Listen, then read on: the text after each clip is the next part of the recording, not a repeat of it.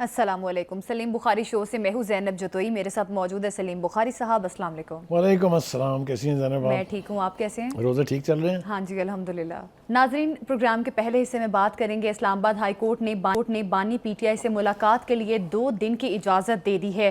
शर्त ये लगी है कि मुलाकात के बाद कोई भी पीटीआई रहनुमा जेल के बाहर आकर कोई भी सियासी गुफ्तगू नहीं करेगा। दूसरी जानिब सलमान अकरम राजा की जानिब से ये कहा जा रहा है कि अपोजिशन जमातों से मुलाकातें जारी हैं, राब्ते तेज़ कर दिए गए हैं और सिंध और JUIF की जो जमातें हैं उनके साथ मामलात आगे बढ़े हैं। क्या पीटीआई सियासी तौर पे वाकई आगे बढ़ी है? इस पर प्रोग्राम में बात करेंगे। प्रोग्राम के दूसरे हिस्से में बात होगी अफगान पाकिस्तान ताल्लुकात में बेहतरी के लिए पाकिस्तान के नुमाइंदा खसूसी जो हैं वो इस वक्त काबुल में मौजूद है। काबुल अथॉरिटी से बातचीत चल रही है। पाकिस्तान और अफगानिस्तान में कशीदगी कम करने के लिए इकदाम जो हैं पाकिस्तान की जानिब से तेज़ कर दिए गए हैं। प्रोग्राम के आखिरी हिस्से में बात करेंगे इसराइली वज़ीर ख़ारिजा ने कहा है कि अगर हमास हथियार डाल दे और यरगमालियों को रिहा कर दे तो जंग जो है वो ख़त्म हो सकती है। इस पर भी बात करेंगे कि आया इस बात में कितना वजन है और हमास इस पर क्या रिएक्ट करता है। बुखारी साहब, सबसे पहले तो बानी पीटीआई से मुलाकातों के जो है अब 2 दिन की इजाज़त दी गई है इस्लामाबाद हाई कोर्ट की जानिब से, किस तरह से देखते हैं? और साथ ही साथ शर्त भी आयद कर दी गई है कि कोई भी जेल के बाहर आकर सियासी गुफ्तगू नहीं करेगा। देखिए, थोड़ा सा अगर हम रिकॉल करें तो ये मुलाकातें जो हैं ये एक तमाशा बनी हुई थी। कोई कहता था ये पीटीआई का सेंट्रल सेक्रेटेरिएट बन गया है डेला जेल, कोई कुछ कहता था, कोई कुछ कहता था। एक बाहर जो है वो ड्रामा लगता था जब मुलाकात से बाहर लोग आते थे। और इसके बावजूद भी वो राज़ी नहीं थे, तो बेपनाह अदालत में दरखास्तें गई, कम से 20 के करीब लोग गए। उनका जी हमने मुलाकातें करनी। असल बात यह है कि जो अदालत के रिमार्क्स हैं वो वैसे तो प्रिंट मीडिया में तो देखे गए हैं, लेकिन सोशल मीडिया में उनकी कोई ज़्यादा बाज़गश्त सुनी नहीं गई है। अदालत के रिमार्क्स भी बड़े सख्त थे जी। एक तो रिमार्क्स उनके ये थे कि जिसका मुंह उठता है वो एक दरखास्त लेके आ जाता है कि जी मैंने भी मिलना है।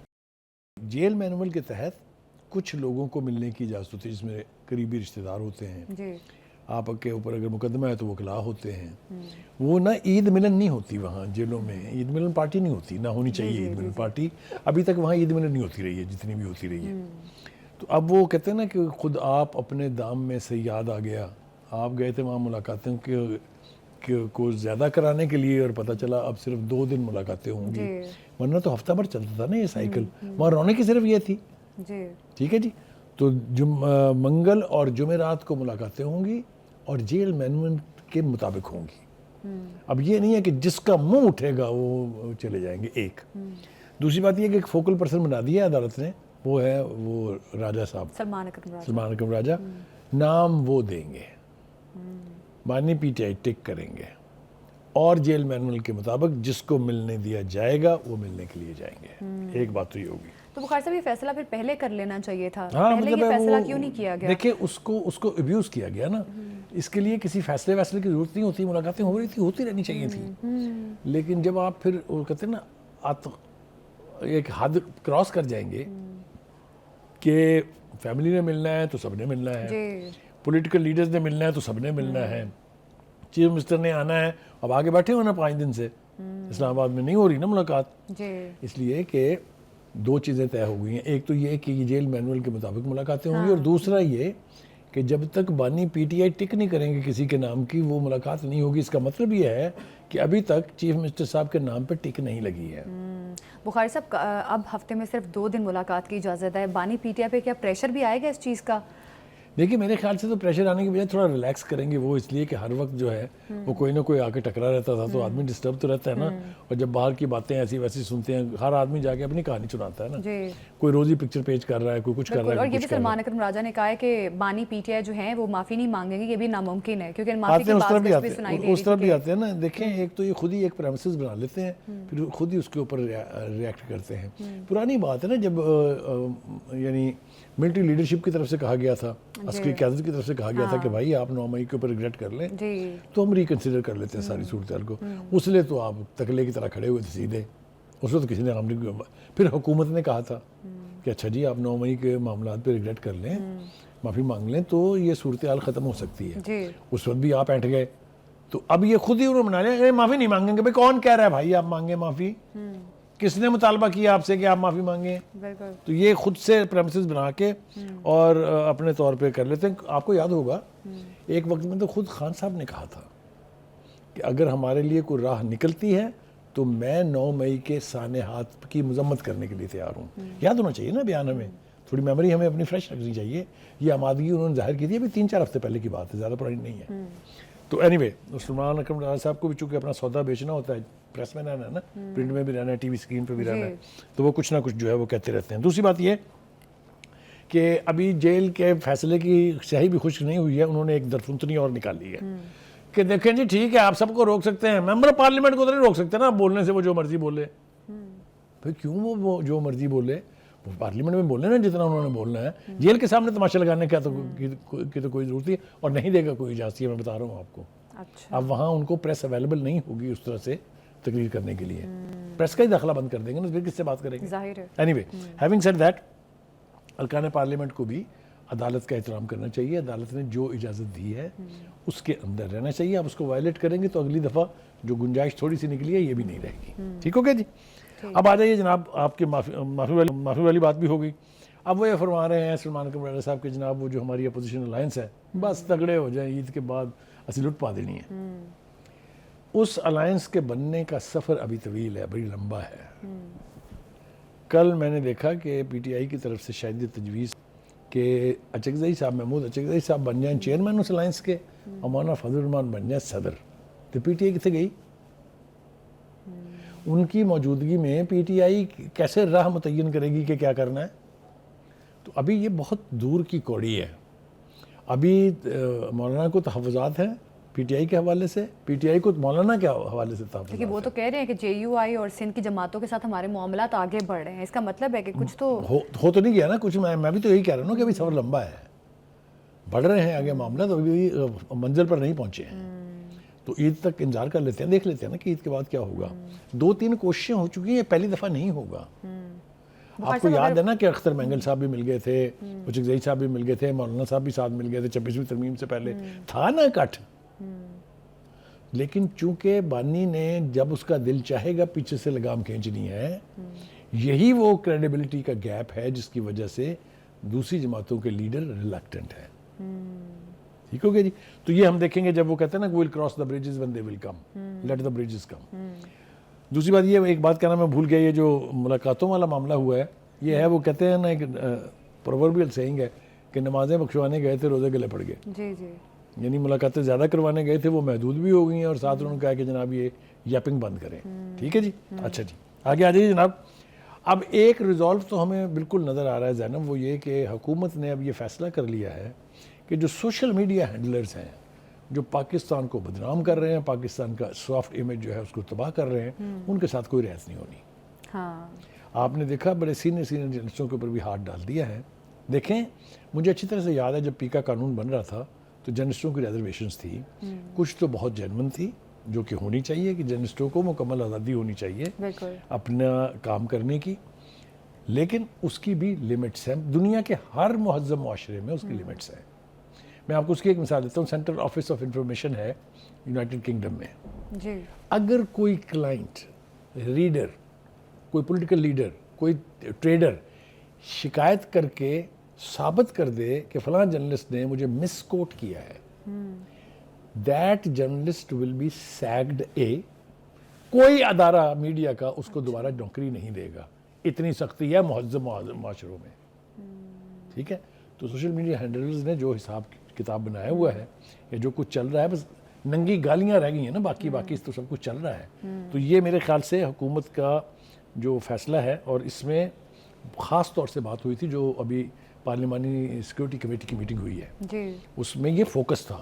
This was the second most important thing کہ یہ سوشل میڈیا ہینڈلر جو ہے نا, جو فتح کرا رہے ہیں. آپ کو یاد ہے کور کمانڈر کے گھر پہ قبضہ ہو گیا, پی ٹی وی پہ قبضہ ہو گیا, جی ایچ کیو پہ قبضہ ہو گیا, یہ سارے سوشل میڈیا ہینڈلرز تھے نا جی.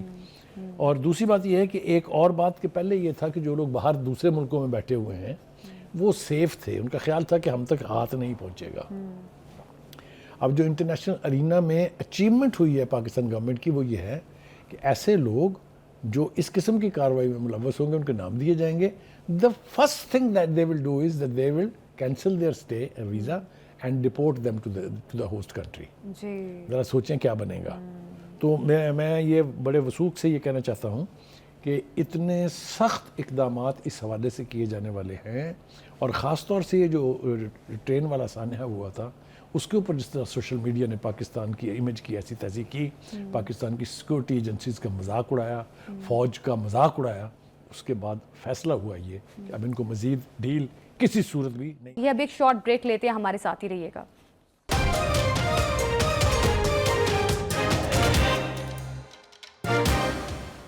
Welcome back. ہماری جب یقینی طور پر سخت فیصلے کیے جا رہے ہیں، حکومت کی جانب سے بھی، عدالتی بھی سخت فیصلے آ رہے ہیں، جس طرح سے پی ٹی آئی پر بھی شرط عائد کی گئی ہے کہ آپ لوگ سیاسی گفتگو نہیں کریں گے جیل سے باہر آ کر۔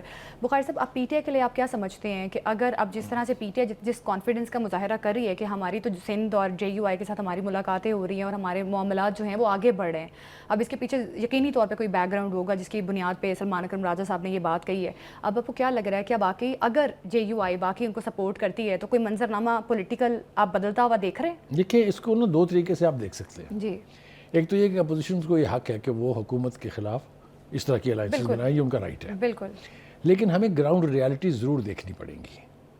اب ہم ذرا چلتے ہیں سندھ، حوالہ دیا نا انہوں نے خاص طور سے سندھ کا، وہاں کی سب سے بڑی پارٹی کون سی ہے؟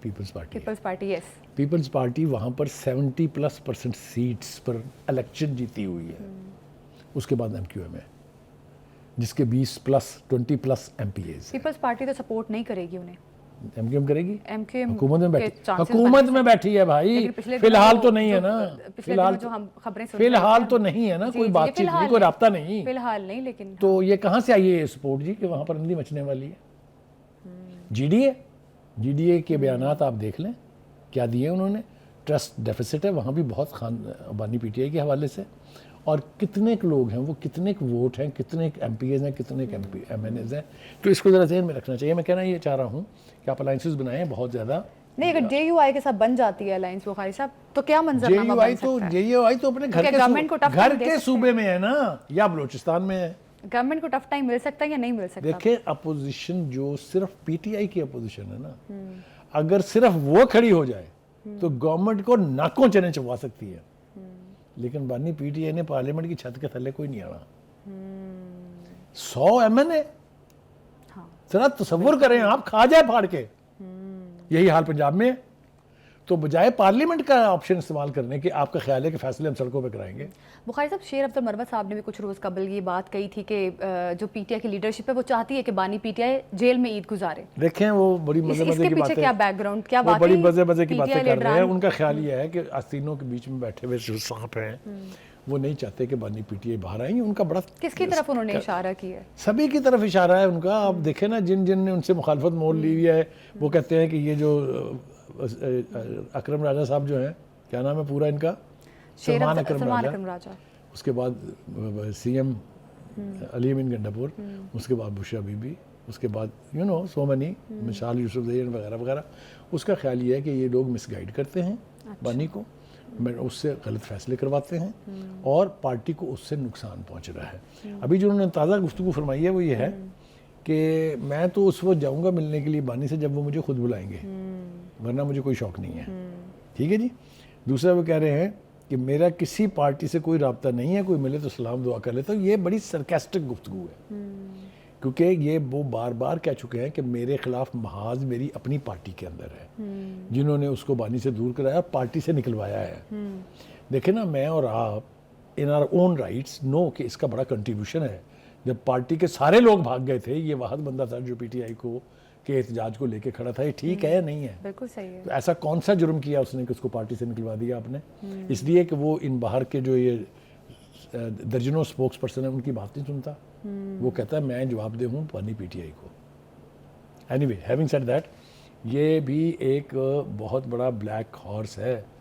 اگر یہ پارٹی سے فائنلی علیحدہ ہو گئے تو وہ کہتے ہیں کہ میں وہ پوتڑے کھولوں گا لوگوں کے کہ لوگوں کو چھپنے کے لیے جگہ نہیں ملے گی۔ بخاری صاحب، ان کے بارے میں تو یہ بھی کہا جا رہا تھا نا کہ شاید یہ کوئی اور پارٹی جوائن کر سکتے ہیں، ان کے بارے میں تو یہ بھی چیزیں بولی جاتی ہیں۔ دیکھیے، اس نے اس کی تو کیٹیگوریکلی تردید کر دی نا، جو بیان میں نے آپ کو سنایا ہے، اس نے کہا ہے کہ میرا کسی پارٹی سے کوئی رابطہ نہیں ہے، کیٹیگورک سٹیٹمنٹ ہے۔ ہاں مجھے لوگ ملتے ہیں تو میں سلام لے لیتا ہوں، یہ تو میرے خیال سے ساروں کو کرنا چاہیے۔ میرا نہیں خیال کہ وہ اتنا سستا بکیں گے، وہ ٹیڑھا آدمی ہے، جس چیز پہ کھڑا ہو جاتا ہے کھڑا رہے گا. اتنی مخالفت کے باوجود بھی پارٹی اس نے نہیں چھوڑی ہے. لیکن اتنی مخالفت کے باوجود شیر افضل مروت امید کیوں رکھ رہے ہیں کہ بانی پی ٹی آئی ان سے ملاقات کریں گے؟ اس لیے کہ جب اوکھا وقت آئے گا تو شیر افضل یاد آئے گا. اچھا یہ میں آپ کو بتا کدھر ہے نا باقی بتائے نا مجھے. Where is Murad Saeed, where is Shehryar Afridi, where is Hammad Azhar, where is Farrukh Habib, کہاں ہیں بالکل جو مامے تھے بہت بڑے پارٹی کے, کدھر ہیں؟ تو وہ کہتا ہے لوڑ پڑے گی میری, تو اس وقت جب یاد آئے گی تو میں آ جاؤں گا. بالکل یقینی طور پہ دیکھنا یہ ہے کہ پی ٹی آئی اس چیلنجنگ سچویشن میں کیا کرتی ہے, کون سے آپشنز اویل کرتی ہے پی ٹی آئی کی جانب سے. یہ جو بات کہی جا رہی ہے کہ گرینڈ الائنس کے لیے مختلف پولیٹیکل جماعتوں سے رابطے جو ہیں وہ جاری ہیں. اب آگے جا کے اس کا کیا منظرنامہ بنتا ہے یہ دیکھنا بھی باقی ہے. اب ایک شارٹ بریک لیتے ہیں, ہمارے ساتھ ہی رہیے گا.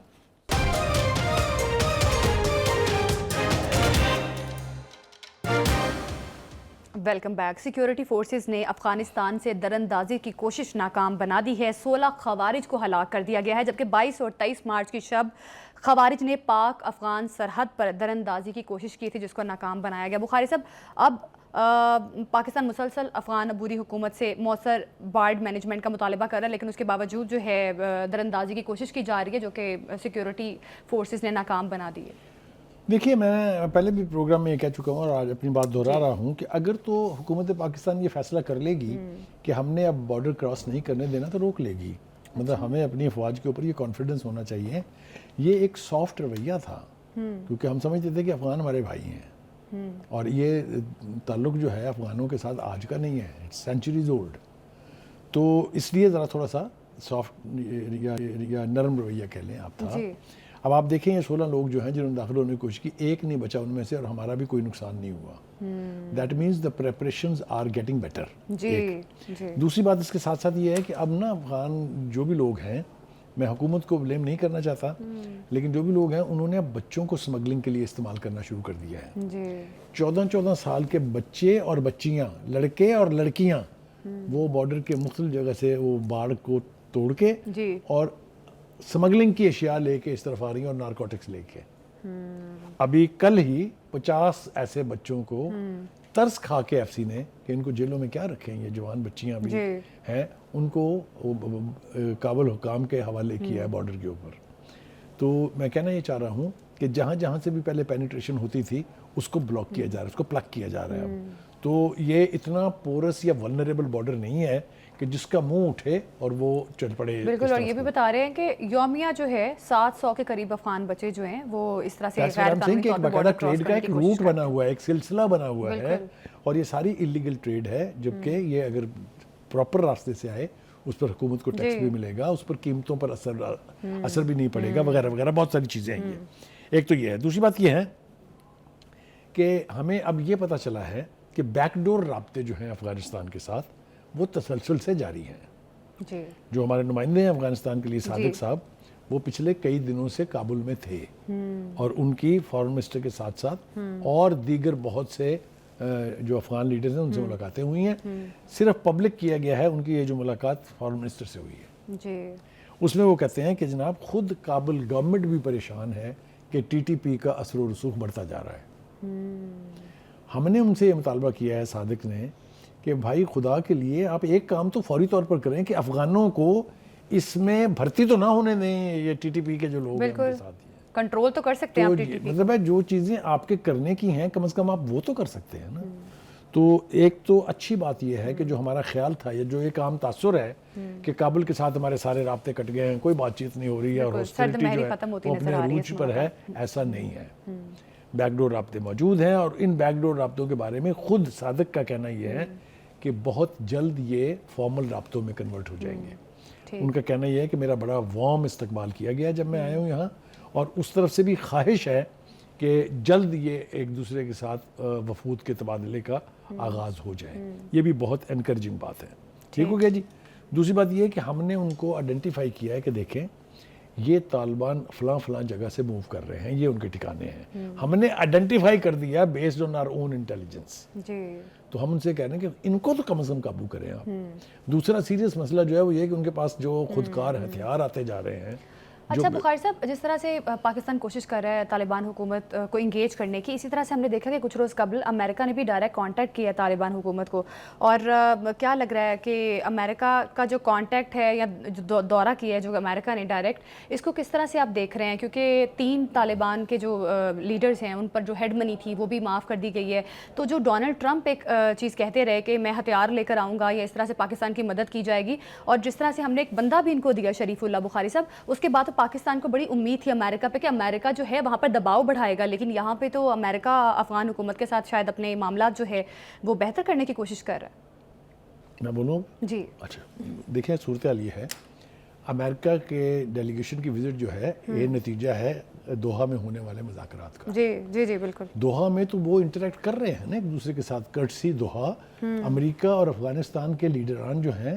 اسی کے نتیجے میں تو امریکہ کی فوجیں یہاں سے واپس گئی تھی، تو وہ ڈائلاگ ایک تسلسل ہے، وہ ختم نہیں ہوا ہے۔ انہی مذاکرات کے نتیجے میں جو وفد ہے امریکہ کا یہ کابل آیا ہے، اچھا، اور ان کی مذاکرات بھی بہت کامیاب رہے ہیں۔ انہوں نے ایک امریکی قیدی کو چھوڑ دیا ہے جو یرغمال بنایا ہوا تھا انہوں نے، اور اس کے جواب میں امریکہ نے جو بات آپ کہہ رہی تھی، حقانی کے سر پر سے بھی ہیڈ منی اٹھا لی ہے، اور 2 دوسرے لیڈر ہیں ان کے، میں نے کہیں نام بھی لکھے ہوئے تھے، وہ انہوں نے ان کے سر سے وہ اٹھا لی، ٹھیک ہے جی۔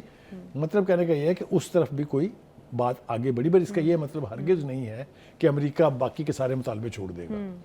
جو اچھا بخاری صاحب، جس طرح سے پاکستان کو مسئلہ ہے ٹی ٹی پی سے، ٹی ٹی پی رائیول ہے نا پاکستان کا، اسی طرح سے امریکہ کا رائیول ہے داعش، تو ان دونوں کو سپورٹ تو طالبان حکومت کر رہی ہے، تو امریکہ کو تو ان پہ دباؤ بڑھانا چاہیے تھا طالبان حکومت پہ۔ پہلی بات تو یہ ہے کہ میں یہ 100% آپ کے ساتھ اتفاق کرنے سے قاصر ہوں کہ یہ داعش جو ہے یہ کس نے بنائی تھی۔ یہ داعش کے پیچھے بھی آپ کو امریکہ کا ہاتھ ملے گا۔ آپ کو پتہ نہیں امریکہ نے کیا کیا کھلواڑ کیے ہوئے ہیں مسلمان ممالک کے ساتھ، کہیں وہ بلیک واٹر بھیج دیتا ہے وہاں پر، کہیں وہ داعش بنا لیتا ہے۔ یہ داعشی حملہ آور ہوئی تھی نا شام کے اوپر، بشار الاسد کے یعنی ملک کے اوپر، یاد نہیں آپ کو کتنی قتل و غارت ہوئی تھی؟ کون تھا وہ بغدادی، یاد ہے آپ کو؟ عراق میں اس نے کیا تباہی مچائی تھی؟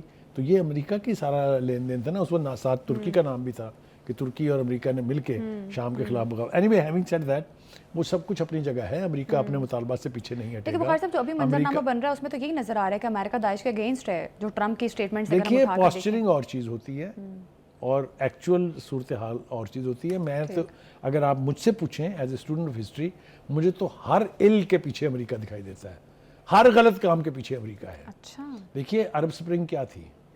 مسلمان ملکوں کی تباہی پھیری گئی، کس نے فنڈ کیا اس کو؟ کس نے فنڈ کیا بتائیے نا؟ امریکہ بادر نے۔ تو اینی وے امریکہ سے خیریت کی کوئی توقع نہیں رکھنی چاہیے۔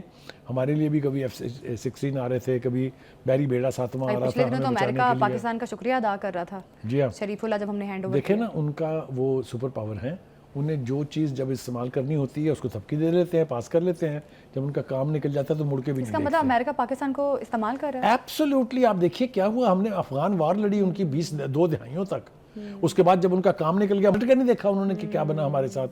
ہمارے پاس 40 لاکھ مہمان چھوڑ گئے جو آج تک ہم بھگت رہے ہیں، کلاشنکوف کلچر ہم بھگت رہے ہیں، نارکوٹک کلچر ہم بھگت رہے ہیں۔ یہ کہاں سے آیا تھا؟ امریکہ کی مدد کرنے سے ہی تو آیا تھا یہ۔ تو اینی وے وہ تو استعمال کرنے کے عادی۔ پھر انہوں نے کہا چلیے جناب انٹرنیشنل وار آف ٹیرر میں آپ ہمارے ساتھ آ جائیں، جتنا آپ کا اسلحہ استعمال ہوگا، جتنا آپ کا جانی نقصان ہوگا وہ ہم پورا کریں گے۔ اب تک نہیں پے کیا انہوں نے۔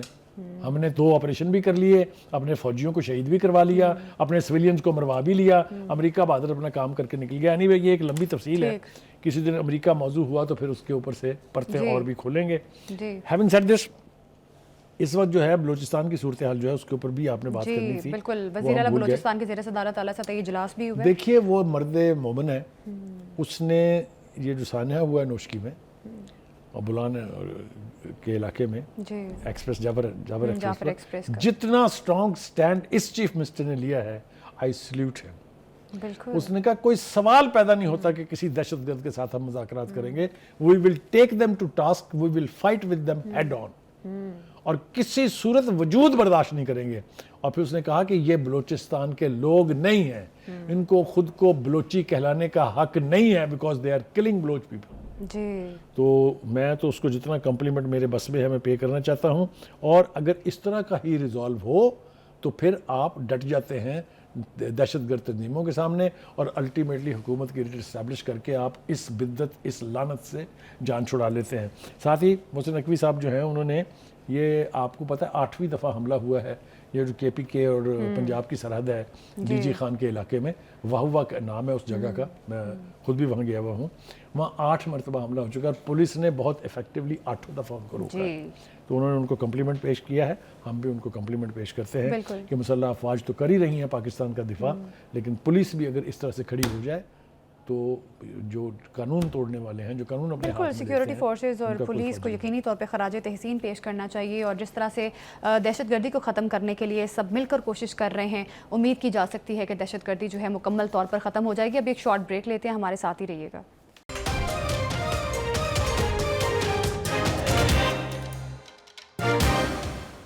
Welcome back. غزہ جنگ بندی کے لیے اسرائیل نے ایک شرط عائد کی ہے کہ اگر حماس جو ہے وہ ہتھیار ڈال دے اور یرغمالیوں کو رہا کر دے تو جو ہے غزہ میں جنگ بند کر دی جائے گی. بخاری صاحب, اب یہ تو پہلے بھی دیکھا جا رہا تھا, سنا جا رہا تھا کہ اسرائیل پریشر ڈالنے کے لیے یہ سب کر رہا ہے, اور اب یہ جو انہوں نے کھلے عام یہ کہہ بھی دیا ہے کہ اگر اسرائیل اگر حماس ہتھیار ڈال دے یا مستقبل میں غزہ میں حماس کا کوئی کردار نہ ہو تو ہم جو ہیں جنگ بندی کے لیے تیار ہیں. دیکھیے یہ خواہش تو بہت پرانی ہے امریکہ کی بھی اور اسرائیل کی بھی, اور اس کی وجوہات ہیں. بڑی وجہ میں بیان کر دیتا ہوں اس وقت, وہ یہ ہے کہ اسرائیل یہ چاہتا ہے کہ اس پورے خطے میں, یعنی پورے غزہ میں, ویسٹ بینک میں, یم اللہ میں, یہاں پر کوئی ریزسٹنس نہ رہے, لہٰذا وہ ایک ایک چن چن کے فلسطینیوں کو ہلاک شہید کر دے, مار دے, کوئی پوچھنے والا نہ ہو.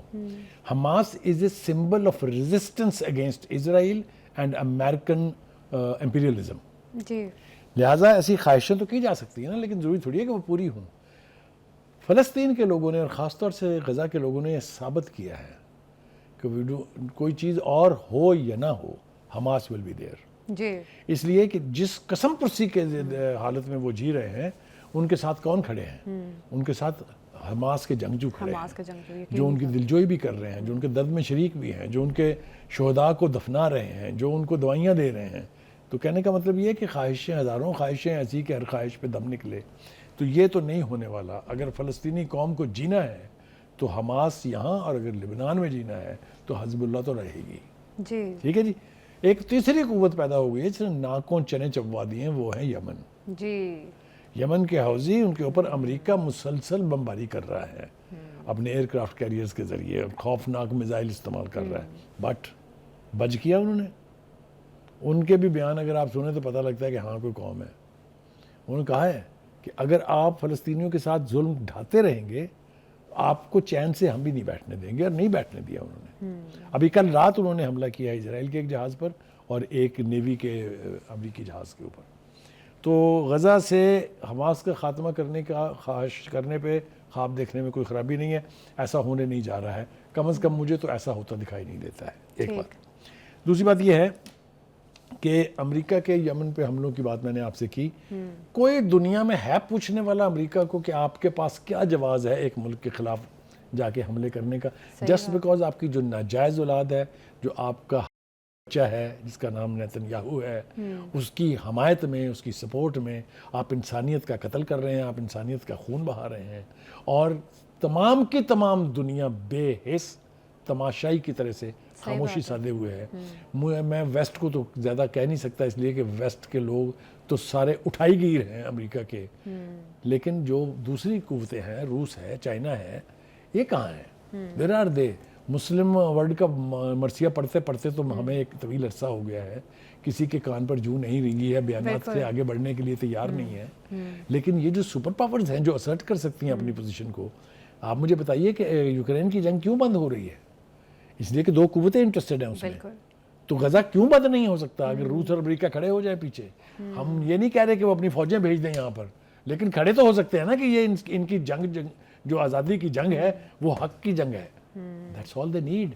ہم یہ بھی نہیں کر سکتے تو پھر آپ سلام کریں, سلوٹ کریں غزہ کے ان لوگوں کو, اور خاص طور سے حماس کے جنگجوؤں کو جو اتنی بڑی قوت امریکہ پلس اسرائیل کے سامنے ڈٹ کے کھڑے ہوئے ہیں.